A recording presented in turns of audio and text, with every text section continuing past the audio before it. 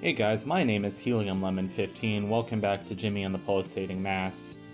Off screen, I traveled back to the Wilted Lands because we're starting to clean up some of the optional nightmare dungeons. And these first two are really easy. But here we made it all the way back to where we did the Punch Tanaka fight. And we have to move this pile of motorcycles because, yeah, as you can see, there's a little, like, crack in the ground under it. We can't push it over the cliff, but that's as far as we can push. So here's the first optional nightmare dungeon of the game if we're ranking them by how easy or hard the bosses are. This dungeon plays on the fear of claustrophobia. It's got snake eyes everywhere, and it plays this really loud music whenever the walls disappear behind you, because it's like, haha, there's no way to exit. But a lot of the fear, kind of the fear of these nightmare dungeons, it's really interesting because a lot of these places you can stumble onto by accident when you're pretty early on in the game and pretty low leveled. And you can be like, wait a second, these monsters are way harder than anything else I've encountered. Unfortunately, that's not the case here, so yeah, this dungeon is pretty easy. We're going to be breezing through it. But it does have kind of a creepy atmosphere. It's because it plays on the theme of claustrophobia and snakes, the fear of snakes. Snakes are definitely scary, although not these snakes. The snake with the sock and the can on its head and like the 1890s mustache or whatever. It's kind of goofy, so you know. The music is very creepy, or the ambient noise or whatever. It's music. It's ambient noise, whatever. It fills the scenery. It becomes part of the scenery. The sonic scenery, if you will. Anyway, I don't know why I'm getting so deep into sonic scenery. Sonichu. No more Sonichu. Yeah, so this is the very first optional nightmare dungeon ranked by difficulty. They get a lot more challenging after this. But this part you have to squeeze through this tunnel very slowly. I know if I was in this situation, I would be terrified because I have had claustrophobic dreams before, like dreams about like being shoved like halfway into tunnels, like upside down. So I don't know. I can understand how Jimmy would be frightened of this claustrophobia. Because like this whole game, like the theme of it is the fears of children and the dreams of children.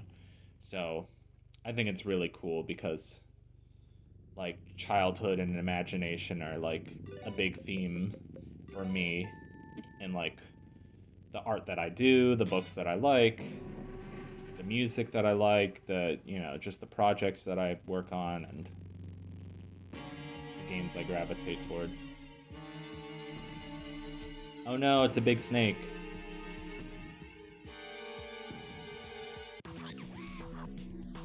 Oh no, it's a big snake. It's the final boss of Florida. I don't remember, I saw something on Instagram where this guy was just walking around the Everglades and like picking up different geckos and saying yoink each time. It was kind of funny. He was like walking into like a lake or a swamp or whatever with a crocodile, and he was like, this guy's about to yoink me. And then he's like chasing a python, and he's like, hold on, let me yoink this guy. Too funny, too funny. Anyway.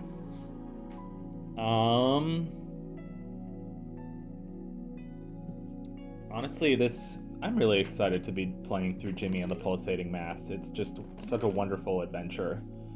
And there's so much optional content. But yeah, you're not gonna see how bad I suck at RPGs because I'm playing this on easy difficulty. And now we get to travel over to Sweet Melody, I think is the name of this continent. The one with the musical instruments, the guitar forest, Fermata Forest as it's called.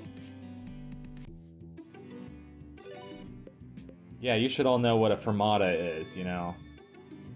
Anyway, I hope you know what a fermata is. Go back, you know, read a music book if you don't. I guess I'm spoiled. I've been, you know, going to music school all my life and really educating myself on music before going to school for it. So it's an obsession. It's a lifelong obsession, what can I say? But you know, there's more to me than just music. I like stories, I like imagination, I like other worlds, and so that's why video games appeal to me so much.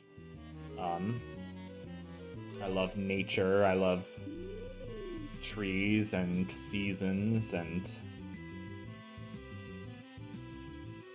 yeah, anyway. Remember last time I was coming through here, I was talking about how much I wanted to play Oracle of Seasons someday. Just like the Zelda Game Boy Color games in general. I didn't cut these out because I just really like... I think Fermata Forest has cool enemies, and not sure why the battle background is like a casino. I mean, maybe it's not supposed to be a casino, but it's very reminiscent of a casino with like the fruits. It's a musical casino. That'd be cool. Imagine a musical casino where like the slot machines were musical instrument themed. I like how there's a snowman representing Buck, a snowman representing Andrew, a snowman representing Lars. Also, you can see these metronomes are like at different stages of life. Like I've always thought it was cool, like that like the seasons were associated with the different stages of life. Like spring was youth, winter was old age, and you know, summer and autumn were in between. So yeah, I completely found this dungeon by accident because you're wandering around Fermata Forest and you slam into that frozen lake and then you fall through and you're like, where am I? And then we got this sort of like Yume Nikki style like looping forest with beds. Like this is a very surreal area and it feels like something out of Yume Nikki. Which that's a game I haven't talked about in a while on this channel. I remember having a phase where I was really obsessed with Yume Nikki. I was even going to play Yume Tuki at one point, but I never did because that game seems much longer than any of the games that I've played recently. I guess I've played some long games, like you know, my last save file on Jimmy and the Pulsating Mass was like 50 hours.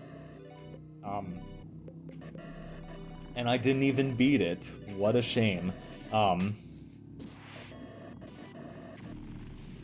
No, because sometimes I feel like I'm not very good at RPGs, and so I stop at the final boss. Like, it's happened with me a lot of things. Eventually, with some, you know, persistence and leveling up and better strategies, I do beat the final boss. But then there's another final boss beyond that. Like, that wasn't the final boss, you know? How some games play the old switcheroo, like the bait and switch on you. Like, that happened to me with, Penny Arcade's On the Rain-Slick Precipice of Darkness 3. I love how hilariously long that game's title is. It's like, there are not that many games with hilariously long titles, except like weird Japanese, like Super Nintendo ports of casino games because they have to put all the names of the casino companies in the name for copyright reasons. And so those have like extremely long names. It's funny. Anyway. So, as Edgar Allan Poe might say, we're in a dream within a dream. That's a good poem, by the way. It's a really good poem. hear like some stone people like bowing down to a thing. So here's a bedroom, a weird like creepy bedroom. It makes me feel cold just like looking at it. I have a thing where I hate waking up cold. Like if I wake up cold, I'll get a headache. And it'll just make it hard for me to do anything that whole day. Dreamer, poor dreamer, like the rest of us, you've slipped into a dream within a dream. Soon it will be no more. Actually, let me read that Edgar Allan Poe poem. That's going to be the commentary for the rest of this episode. No, I'm kidding. It's a short poem. Oh, there's also a poem called Dreamland that would be really fitting for this. So, here's A Dream Within a Dream by Edgar Allan Poe. Take this kiss upon the brow, and in parting from you now, thus much let me avow. I think it should be this much, but this is poetryfoundation.org, so that typo's on them. You are not wrong who deem that my days have been a dream. Yet, if hope has flown away, in a night or in a day, in a vision or in none, is it therefore the less gone? All that we see or seem is but a dream within a dream.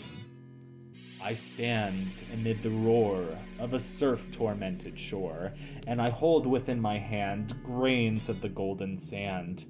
How few, yet how they creep through my fingers to the deep, while I weep. O God, can I not grasp them with a tighter clasp?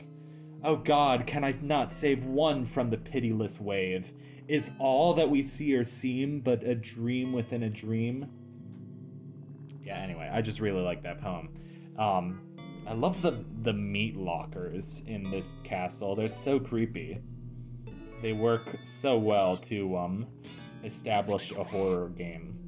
Also, I love the idea of like horror games that's managed to do horror within like a not realistic setting. Like this game is kind of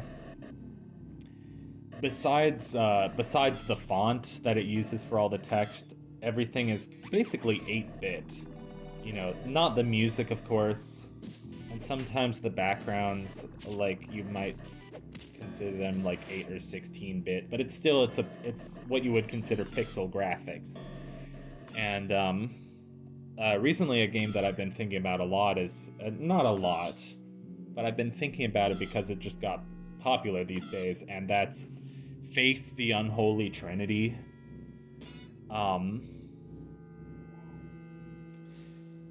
Hey, buddy, that's my cat. My cat's feeling pretty sick these days.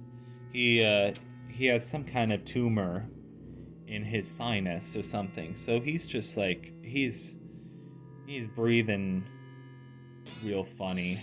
He just has like bloody crust around his nose. Yeah, it's sort of sad, but you know, I love him a lot and I just want him to be healthy. Also, I love how the clock was stopped before and the clock's ticking now. And now my cat is on the chair that I'm sitting on. Oh, has a dreamer wandered this far? I like how he's wearing pajamas and like goofy elf shoes, and his hair is made of like blue ghosts. Yeah, that's my cat. I'm sorry, he's a little loud, but... Dreamer, you've come so far, I must turn away. I've grown so tired. You see, I've been awake for, well, since the beginning of things. Can you understand this weariness, dreamer? Even you, who sleep so long, dream so deep, even you should remember what it means to be tired. Can you fathom how tired an eternity makes you? I have to sleep soon, dreamer, even if it means the end of the world. You would stop me, dreamer? How? I cannot die. Why would you deny me this rest? A rest that was promised to me by my body. Do you cling so tightly to your own life? What a selfish boy you are, dreamer.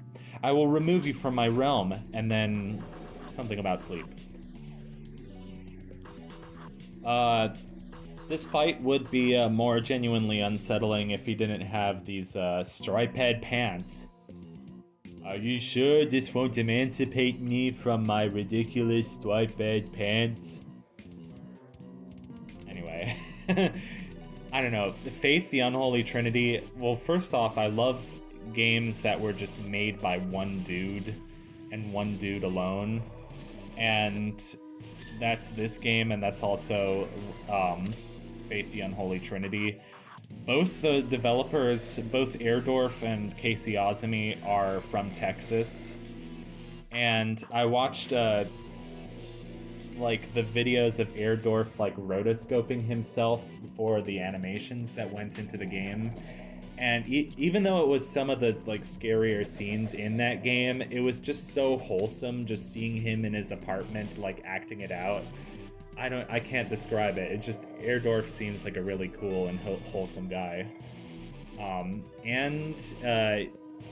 He's made a new game called Excuse Me Sir, which looks super cool. Speaking of which, Casey Ozumi has a new game out. It's called something about an earless god, I think. I think it's called Hymn to the Earless God. Anyway, Ibiza wasn't that hard. We defeated they, them. What are your pronouns, Easel? Forgot to ask. Also, I like all the beds. I like how you just inexplicably like teleport into a bed. Yeah. Anyway, we got some treasures. You always get 3 treasures at the end of a nightmare dungeon. So, since that's the end of this dungeon, that means the end of this episode is coming up soon. Thank you guys for watching this episode of Jimmy and the Pulsating Mass. Stick around for the next episode. Love you all. Goodbye.